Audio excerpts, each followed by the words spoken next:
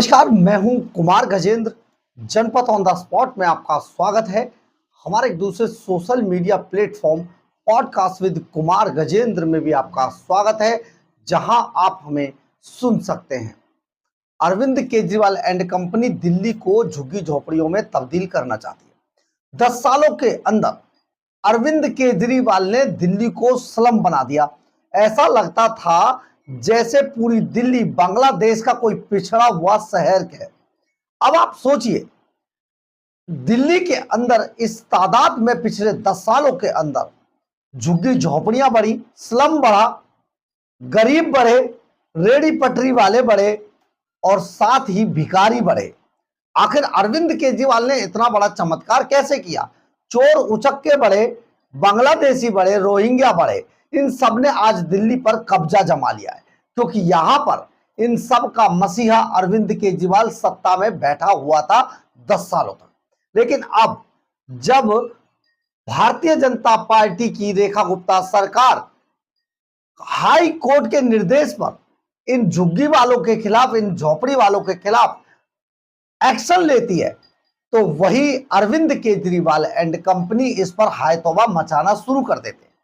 अब आप सोचिए जरा कि डीडीए की जमीन आपके किसी काम आनी थी, वो दिल्ली की जमीन थी, डीडीए उसको कंट्रोल करता था, लेकिन वहां पर अरविंद केजरीवाल ने बसा दिए लाखों की तादाद में, हजारों की तादाद में लाकर बांग्लादेशी और रोहिंग्या। तो ऐसे में अरविंद केजरीवाल हाय तौबा तो मचाएंगे ना, तो आपके अधिकार कहां गए?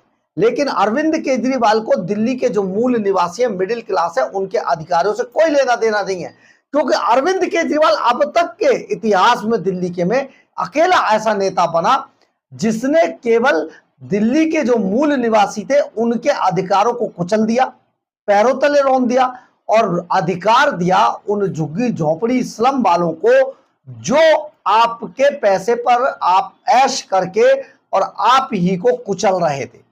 अब जब रेखा गुप्ता सरकार का बुलडोजर हाई कोर्ट के निर्देश पर गरज रहा है, तो इन्हें बहुत दर्द उठ रहा है। दरअसल आजकल 2 जगह जो डेमोलिशन ड्राइव चलाया गया है, झुग्गी झोपड़ियों को तोड़ा गया, उनमें एक है जो भूमिहीन कैंप कालकाजी का और दूसरा है मद्रासी कैंप बारापुला नाले वाला।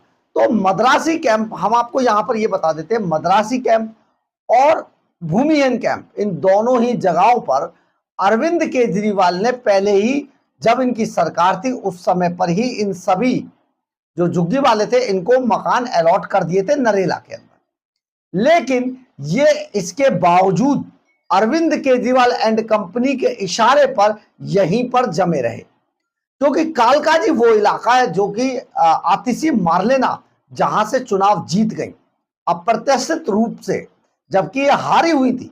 पूरा जेएनयू भारत तेरे टुकड़े होंगे टुकड़े होंगे इंशाअल्लाह इंशाअल्लाह, कितने मारोगे हर घर से निकलेगा, आपने सुना ही होगा डफली बजा बजा के जय जय जय जय जय भीम वाला नारा। ये सब आतिशी मार लेना असल में उसका बैकग्राउंड वही है। तो आजकल वो हल्ला मचा रही हैं क्योंकि उनका वोट बैंक कम हो रहा है, जो अवैध रूप से रहने वाले लोगों के जरिए से वोट बैंक चला करता था, जिसके जरिए वो जीती हैं। अब आप जरा सोच के देखें, हल्ला तो मचेगा ना। दरअसल है क्या, भूमिहीन कैंप के अंदर 900 झुग्गियां तोड़ी गई हैं। यहां पर 1862 लोगों को पहले ही घर दिए जा चुके थे, अलॉट हो चुके थे। कुछ ऐसा ही हाल मद्रासी कैंप का भी है। लेकिन ये लोग अरविंद केजरीवाल एंड कंपनी के इशारे पर यही जमे हुए थे, क्योंकि इन्हें कालकाजी के अंदर वोट करना था और अरविंद केजरीवाल की चहेती आतिशी मारलेना को जिताना था। अब जीतने के बाद जब ये कार्रवाई हुई, केजरीवाल बुरी तरीके से हार गए, तो ये आज हल्ला मचा रहे हैं। ये हल्ला एक तो इसलिए नहीं मचा सकते क्योंकि ये हाई कोर्ट का ऑर्डर है। हाई कोर्ट के ऑर्डर को सरकार डिनाई नहीं कर सकती, उनको ये तोड़ना ही पड़ेगा। अरविंद केजरीवाल ये बात जानते थे, इसलिए उन्होंने पहले ही इन झुग्गी वालों को यहीं रहने के लिए कह दिया। अब सोचिए जरा, जिनको मकान दे दिए गए वो आखिर यहां पर कैसे रह रहे हैं, किसके इशारे पर रह रहे हैं, क्यों रह रहे हैं, और किसके पैसे पर पल रहे हैं। तो ये जितना हल्ला मचाया जा रहा है दिल्ली के अंदर, ये केजरीवाल का एक बड़ा प्रोपेगेंडा है। केजरीवाल दरअसल गरीबों के नाम पर जो शीश महल की राजनीति करते हैं, गरीबों के नाम पर शीश महल में बैठकर जो गरीबों के नाम पर राजनीति करते हैं, उसका एक हिस्सा है, उसकी प्लानिंग का, उस साजिश का एक हिस्सा है।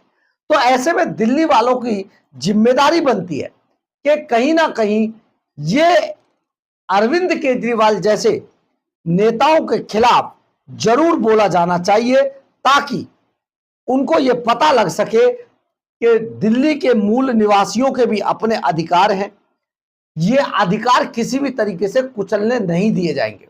इसी पर दिल्ली की मुख्यमंत्री रेखा गुप्ता कहती हैं, सरकार या प्रशासन अदालत के आदेशों को नजरअंदाज नहीं कर सकते।